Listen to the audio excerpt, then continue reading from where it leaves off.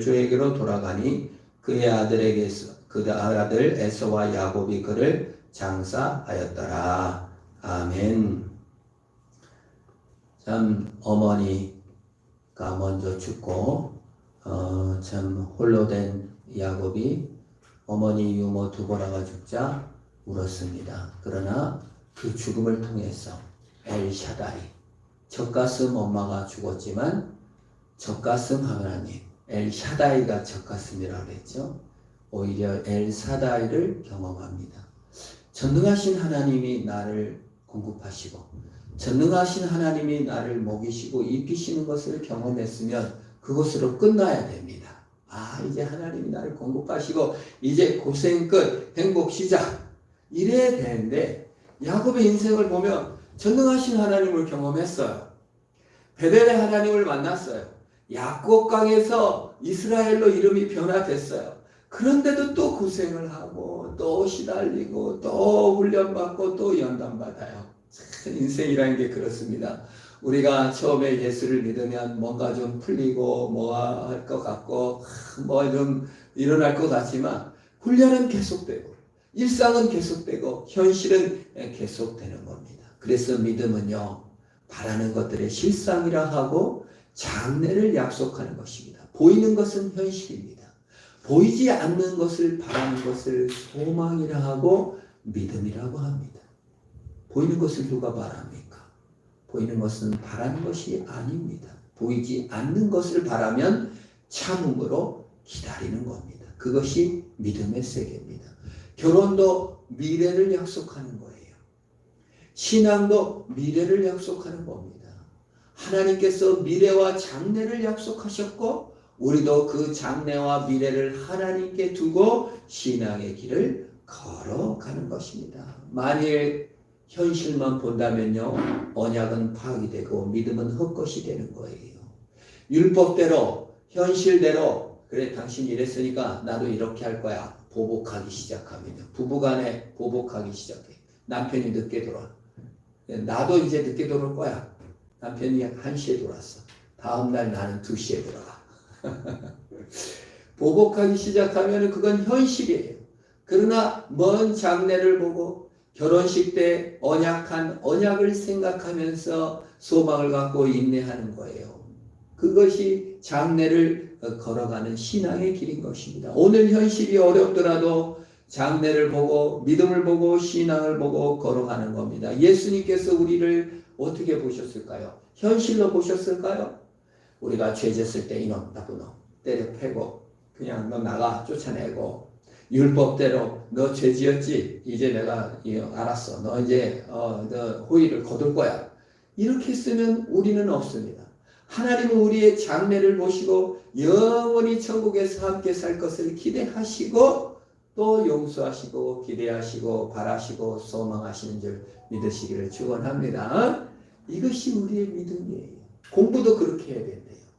이준석 씨가 나와가지고 그 국민당 대표하다가 쫓겨난 사람이잖아요. 그 하버드 대학 공부 얘기를 하는데 자기가 수학 공부를 가르치면은 다 막 25점 맞은 애가 95점을 맞았다는 거예요. 그래서 비결을 얘기하는 게 뭐냐고 했더니 그날 40문제 수학을 풀어야 된다.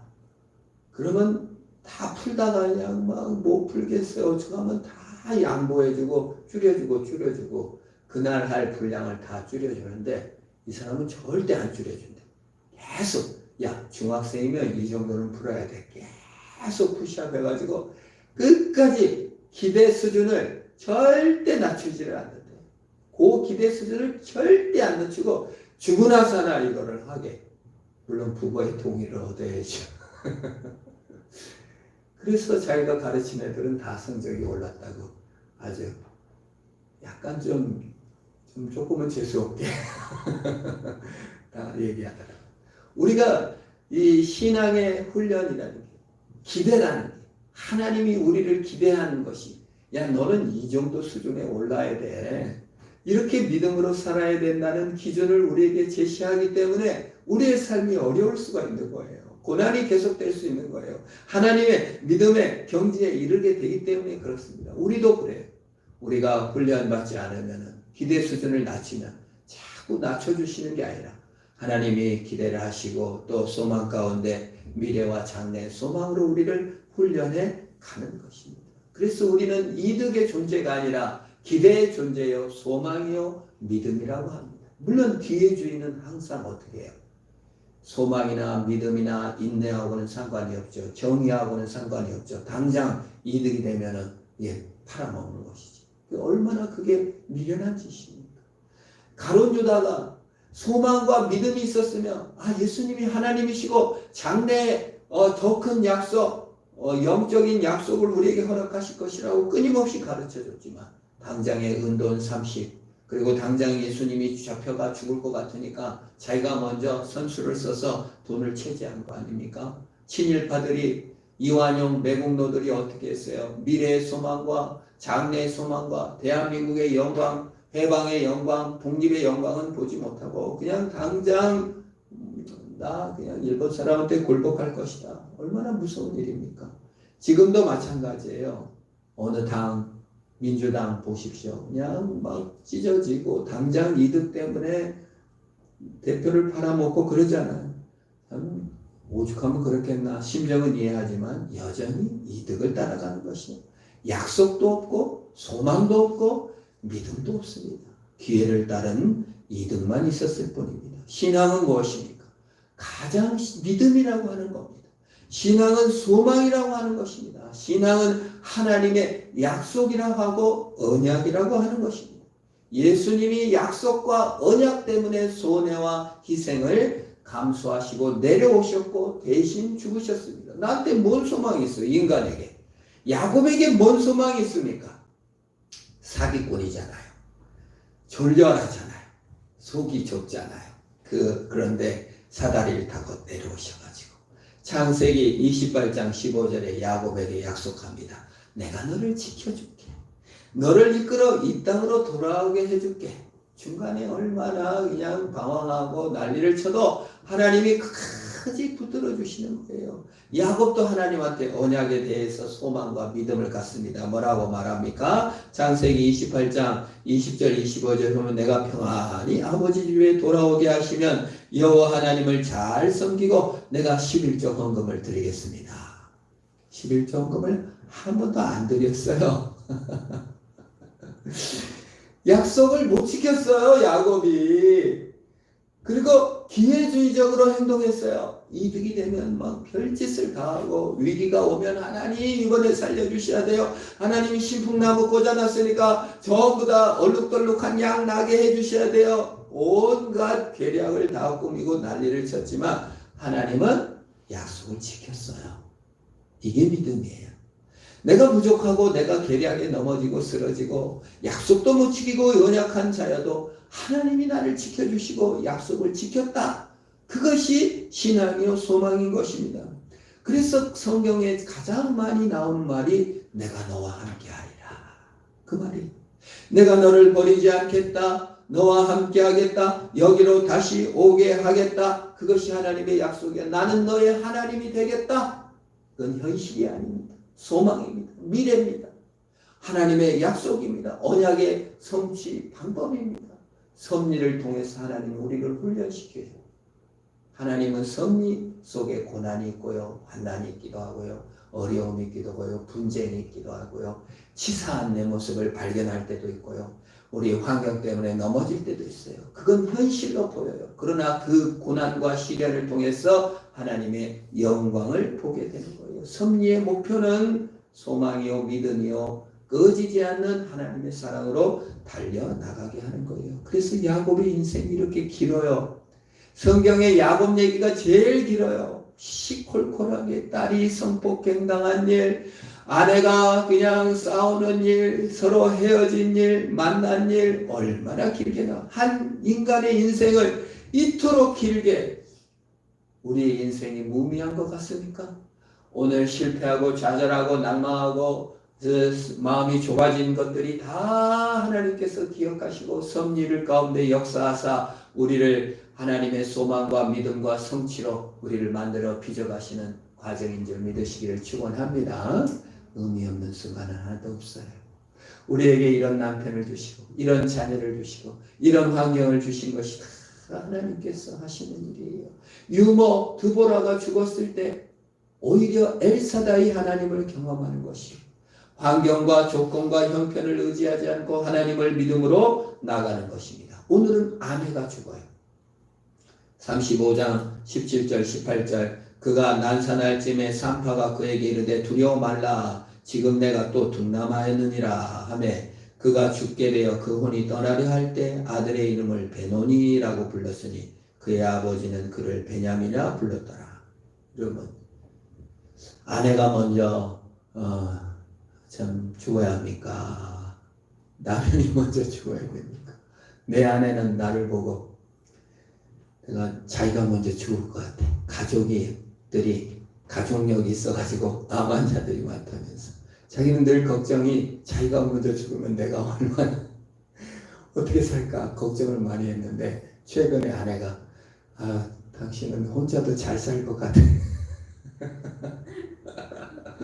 그래서 먼저 죽어도 괜찮다는 뜻인지 제가 침묵으로 일관하고 있습니다. 이 라헬이 먼저 가버렸어. 얼마나 슬픈 일이에요. 여러분 아내를 먼저 잃어본 남편만이 참 그 마음을 알 거예요.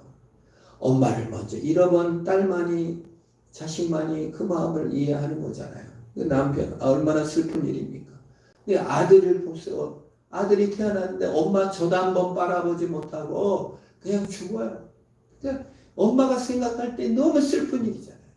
얼마나 아기를 많이 낳고 싶어가지고 언니와 경쟁하다가 요셉의 이름이 하나 더라고 그랬잖아요. 나는 하나만 더 낳겠습니다. 근데 하나 더 얻었는데 그 자녀 자라는 것도 못 보고 그냥 죽는 거예요.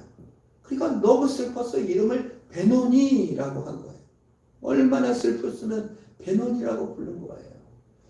이 땅을 살아가면서 그런 일을 겪습니다. 엄마가 먼저 가기도 하고요.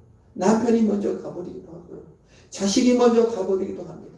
그걸 안 겪으면 좋을 텐데 그런 일을 겪을 때 우리는 너무 슬퍼서 그냥 죽음의 순간까지도 베논이 슬픔을 호소하고 걱정하고 나가는 것이 그게 현실이에요. 그게 우리의 실상일 수가 있어요. 자녀들이 속썩일 때 얼마나 속상합니까? 일이 안 됐을 때, 어디에 떨어졌다. 바라는 것이 사라져 갔을 때, 어떤 또 실수들을 발견했을 때 얼마나 절망적이고 그냥 다 이게 믿는 게 무엇인 소용인가? 교회 다니는 게 무슨 소용인가? 또는 목사님 무슨 일인가? 신앙에 또 무슨 보람이 있는가? 내가 이렇게 절망스러운데. 그래서 베노니를 외칩니다. 그런데 야곱이요. 엘샤다이 하나님을 만나서 조금 컸어요.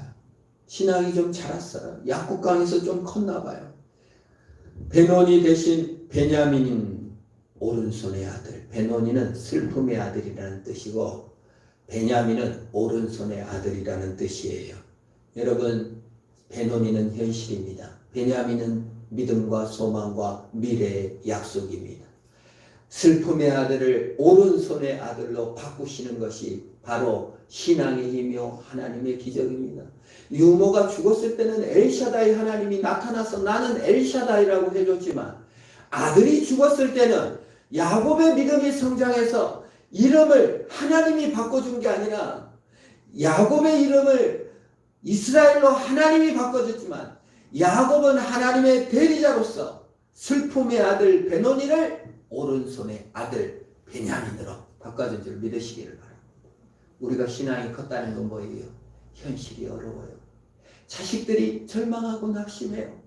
환경 속에서 미쳐버릴 것 같아요. 정말 돈이 없거나 또는 관계가 꼬이고 어려움이 있어요. 그래서 베논이에요. 그 현실 속에 소망과 믿음과 언약, 사랑을 생각하고 베냐민 오른손의 아들이라고 바꾸시는 그것이 성숙이요. 그것이 믿음인 것입니다.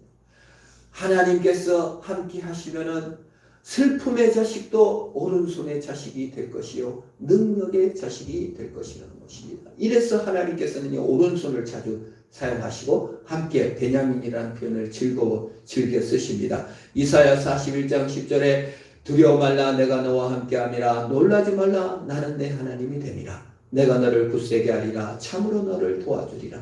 참으로 나의 의로운 오른손으로 너를 붙들리라. 보라, 내게 노하던 자들이 수치와 욕을 당할 것이요 너와 다투는 자들이 아무것도 아닌 것 같이 될 것이며 멸망할 것이라. 내가 찾아도 너와 싸우던 자들을 만나지 못할 것이요 너를 치는 자들은 아무것도 아닌 것이 허무한 것이 되리니 이는 나 여호와 너의 하나님이 내 오른손을 붙들고 내게 이르기를 두려워 말라. 내가 너를 도우리라 할 것이니라. 오른손 두 번이나 나오죠. 오른손을 붙들어 주시고 오른손으로 붙들어 주시고 오른손을 붙들어 주실 것이다. 주님도 보좌 우편에 앉았다. 능력이다. 동등이다. 내가 영원히 함께 하실 것이다. 슬픔이 아니라 오른손으로 붙들어 주시고 베노니가 아니라 베냐민인 것입니다. 슬픔의 아들이 아니라 하나님의 오른손의 아들입니다. 여러분 슬픈 일이 있어요? 슬픈 아들이 있습니까? 마음에 그냥 늘 그냥 뭐 같은 있잖아요. 정말 그 걸리는 자식입니까? 아니에요. 오른손의 아들로 삼아 주시기를 축원합니다. 오른손의 아들이에요. 하나님의 능력이 부드러지는 곳입니다. 이것이 신앙이요. 이것이 하나님을 믿는 자들입니다. 나는 슬픔이요 절망이요 엄마를 잃었고 아내를 잃었습니다. 슬픔의 아들입니다. 슬픔의 사건입니다. 그건 현실이죠. 그리고 그걸 파악하고 분석하는 것이 우리 인간들의 모습입니다. 거기에 쩔어 삽니다. 그런데 하나님이 오셔서 너는 내가 오른손으로 붙들 거야. 야곱이 그 슬픔 중에 갓난아이를 안고 탯줄을 자르면서 너는 슬픔의 페논이라 이름을 줬어요. 야곱이 이름이 딱 하나져요. 12명의 아들 중에 이름 딱 하나져요. 다 부인이죠. 다 부인이신데 이 아들만 베냐민만 야곱의 이름을 줘요. 며칠 전에 장흥 동산안교회 목사님하고 얘기 중에 야곱의 이름을 베냐민만 쳤더라고요. 아주 잘 졌어요. 괜히 그 목사님이 그래. 부인이 죽어가지고 용기를 낸 것 같아요. 평생 부인 말만 듣다가 부인이 죽어서 용기를 냈다는 거예요. 그 목사님도 사모님 말을 엄청 잘 듣거든요. 여러분 슬픔 부인이 죽고도 모든 것이 사라진 것 같고 자기가 의지하던 모든 것이 사라질 그날이 되었어도 오히려 슬픔을 베냐민으로 바꾸시는 믿음을 가지시기를 축원합니다. 왜요? 주님이 붙들어준대요.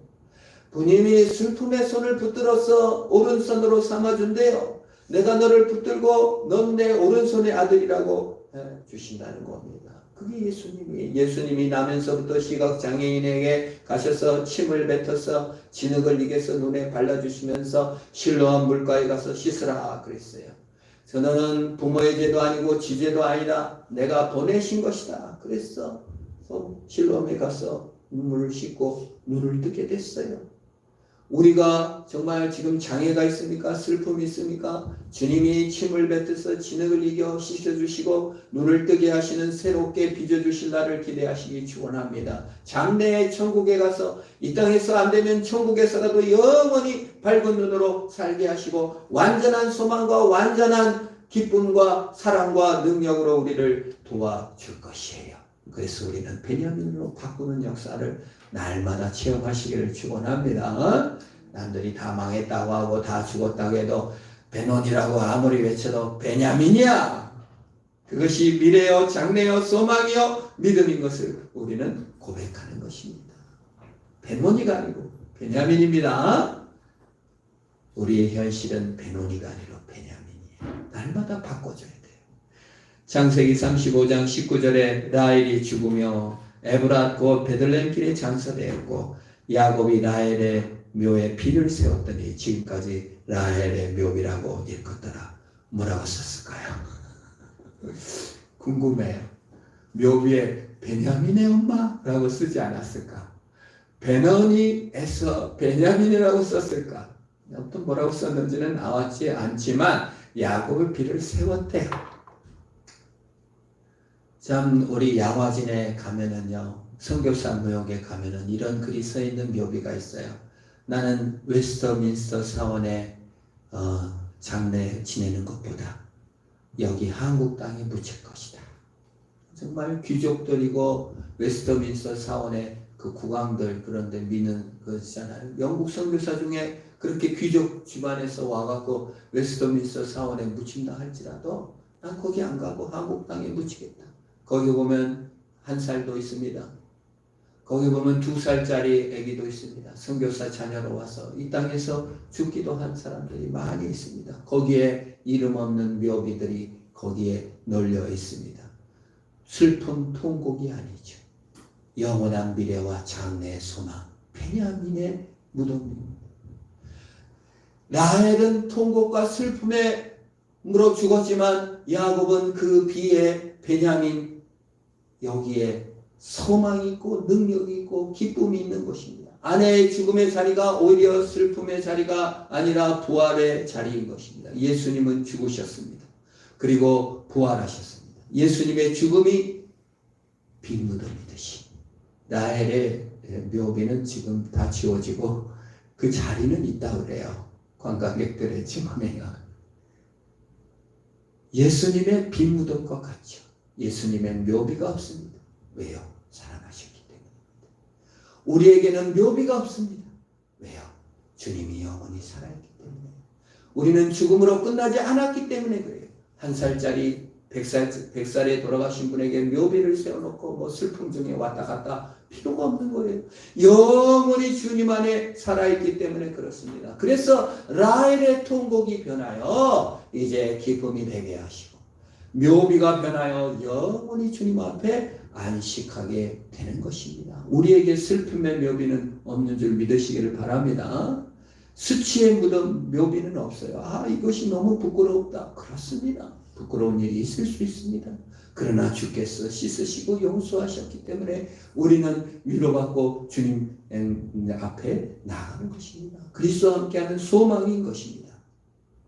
21절 22절 이스라엘이 다시 집을 떠나 에델 망대를 지나 장막을 쳤다가 이스라엘이 그 땅에 거주할 때 르우벤이 가서 그의 아버지 저피라와 동침함에 이스라엘이 이를 들었더라. 참 기가 막혀 죽겠어.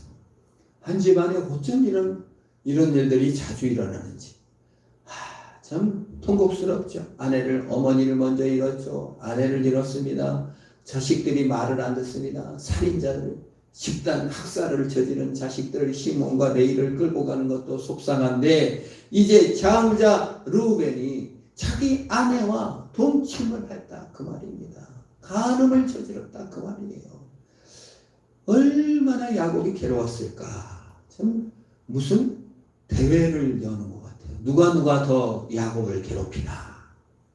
인생을 살다 보면 그럴 때가 있어요. 누가 더 나를 괴롭히나. 아들이 괴롭히면 딸이 와서 속을 썩이고 딸을 속을 썩이면 남편이 속을 썩이고 남편이 속을 썩이면 하니까 시집에서 그냥 난리를 치고 시집에서 끝나나오니까 또 처갓집 없던 그냥 난리를 치고 참 다 달라들어서 내 피만 바라보고 하는 정도로 참 여기 가만히 야곱을 생각해 보니까 와 정말 야곱이라는 이름은 못 지켰다. 엄청 통곡스럽습니다. 중독적이고 탐욕적이고 제 자체를 즐기는 르우벤의 성격. 아버지가 나를 사랑하지 않으니까 내 아버지 권위에 도전해서 죄를 지을 거야. 그랬는지 그건 알 수 없습니다. 그러나 어쨌든 성범죄는 충동적이고 악한 것입니다. 인간의 탐욕과 욕심, 죄의 평범성 얼마나 무서운 일입니까? 인간의 탐욕이 얼마나 무섭습니까? 이승만 정권 때는 20여만 명 독립군 이런 사람들 공산당 될까 두려워. 북한 쳐들어오면 공산당 된다고 많이 죽였어요. 우리 자영의 아버지도 순천 사람인데 나와보라고 해서 나왔는데 죽었어요. 공산당으로 몰려서. 그래서 그냥 얼마나 고생하시고 사셨는지 몰라요. 그냥 공산당이나 내몰리면 그냥 죽는 겁니다. 악이 얼마나 평범한지 몰라요. 우리 유대인 600만 명이 다 가스실에 불타 죽은 게 아니거든요. 이제 젊은 사람들은 다 군대 가고 예비군역들 막 60대 70대 다 예비군들이 이렇게 그들이 뭘 했냐면 유대인들을 쏴 죽이는 일을 하는 거예요. 다 독일이 기독교 국가였잖아요. 루터가 종교개혁 일으킨 나라였잖아요. 그럼 이제 이렇게 오늘은 유대인들 다 죽이러 가는 날. 그러면 이제 말을 한대 인솔자들이 거의 다 빠질 사람 빠지세요. 손 드세요. 다 손을 들 것 같은데 한 명 정도 든다. 그 60대 평범한 아저씨들인데 맥주를 즐기는. 그리고 나가서 그 뭐 때문에 안 나갔냐?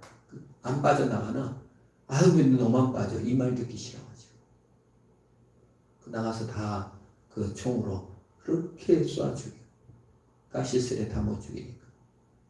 근데 악이 너무 평범하다는 거예요. 우리가 지금 선한 것 같죠?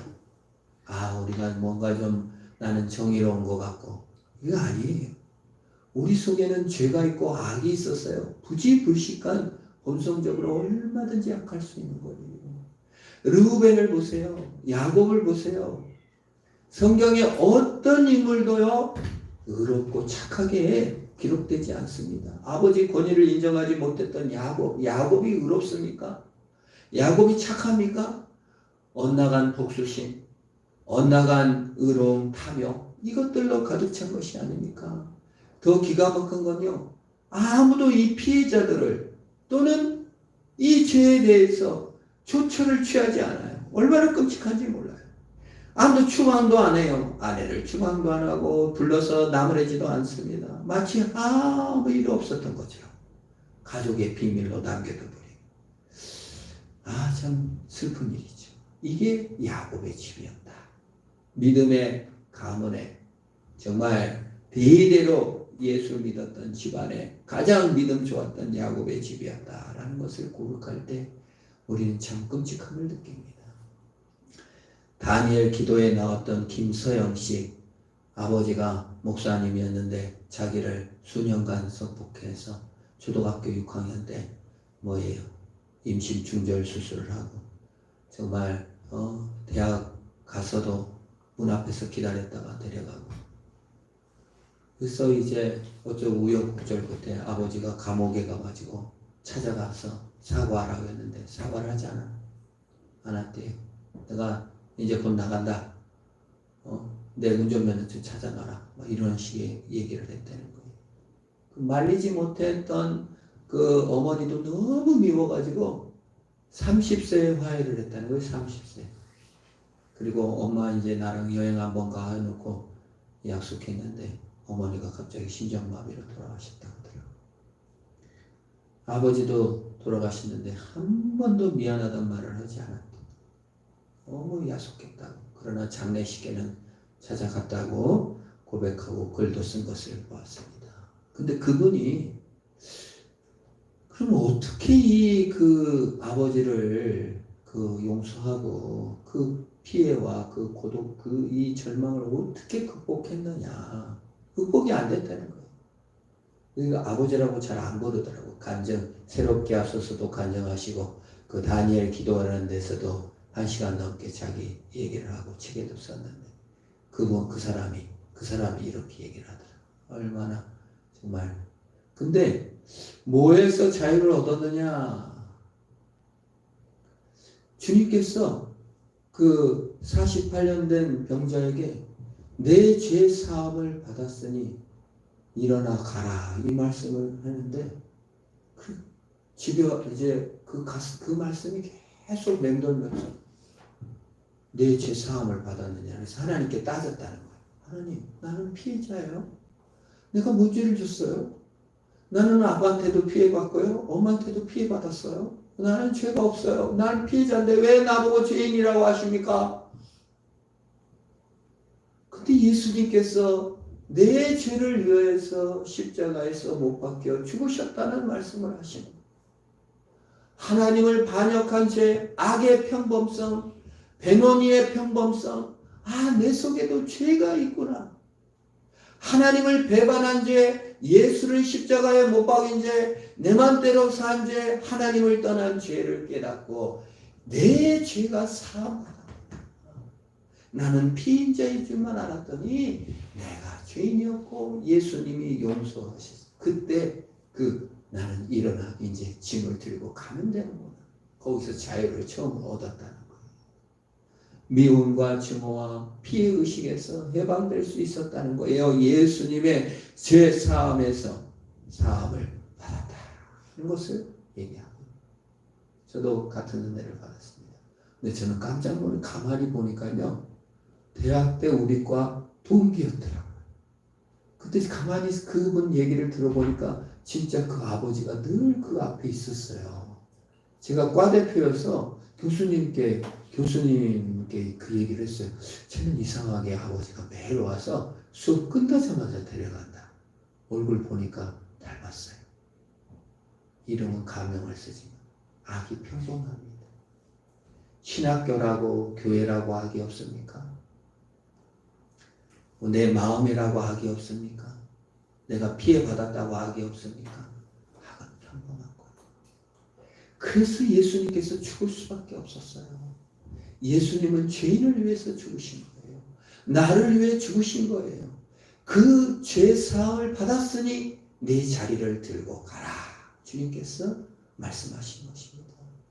피해의식으로는 해결할 수 없어요. 내 의로는 해결할 수 없어요. 내 열심으로도 해결할 수 없어요. 예수님의 죄 사함의 은혜로 우리는 자유롭게 될 수가 있는 줄 믿으시기를 바랍니다. 우리 의를 쌓는 게 아니에요.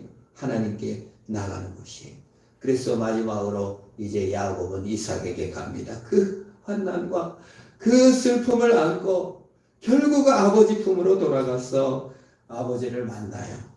27절에 야곱이 기럇 아르바 마므레로 가서 그의 아버지 이삭에게 이르렀으니 얼마나 이삭이 이상한 사람입니까? 자기가 누님으로 죽을 줄 알고 곧 죽을 줄 알고 억지로 에서에게 축복하려다가 속임당해서 야곱에게 하고 에서와 야곱이 서로 죽이려고 싸우고 그리고 안 죽어. 계속 안 죽어. 언제 죽어요? 야곱이 도착하니까죠. 참 이게 신비로워요. 제가 가만히 생각했어요. 우리 하나님은 이삭보다 훌륭하신 하나님, 이삭보다 더 나은 이삭이신 우리 하나님은 죽지 않고 나를 기다리신다. 내가 돌아올 때까지 기다리시고 사랑해 주신다. 2000년간도 기다리시고 그 언제까지도 기다리시는 하나님이신 줄 믿으시기를 바랍니다. 야곱은 결국 40년 넘게 방황하다 결국 아버지 집으로 돌아와요. 우리가 이 땅을 방황하는 게 아니라 이 땅의 나그네 길에 뜻을 두지 않고 하나님께 돌아오고 하나님과 동행하고 하나님 안에 사는 것이 우리의 소망이요 기쁨이요 능력이 되시기를 축원합니다. 우리를 죄에서 구원하시고 기다리시는 하나님. 우리의 모든 삶의 순간은 배노니가 아니요 베냐민이며 하나님의 영광을 보는 순간이요 하나님께 나아가는 순간이 되시기를 주의 이름으로 축원합니다. 기도하겠습니다. 하나님 아버지 감사합니다. 슬픔의 현실 베냐민이 바꾸어 오른손에 베냐민으로 바꿔주시는 하나님. 내가 그 현장에서 베냐민으로 살게 하여 주시옵소서. 우리의 피해의식과 현실과 눈물이 바꾸어 기쁨이 되고 능력이 되고 하나님의 영광이 되게 하시옵소서.